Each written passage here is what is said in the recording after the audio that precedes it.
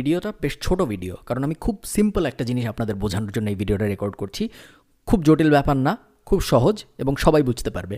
সেটা হলো, আপনারা দেখবেন অনেক সময় ইউটিউবে অনেক মানুষ পোস্ট করে, বা অনেক সময় ফেসবুকে, বা অনেক বড় বড় নিউজ জার্নাল, প্রথম আলো, স্বপ্ন নিয়ে এই ধরনের জিনিসপত্র অনেক সময় পাবলিশ করে যে সফলরা সকালবেলা যা করেন, বিল গেটসের মর্নিং রুটিন, বা সফলরা যেই 5টি কাজ অবশ্যই করে থাকেন, এই ধরনের ব্যাপার স্যাপার।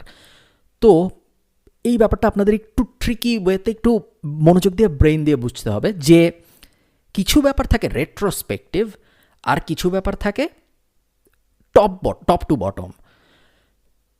অনেক মানুষ, ধরেন আপনার কথা, আপনি একটা নিউজ বলেন, যেমন এরকম নিউজ আমি সবাই শেয়ার করে, আমি প্রায় দেখি যে বিল গেটস সকালে উঠে যা করেন।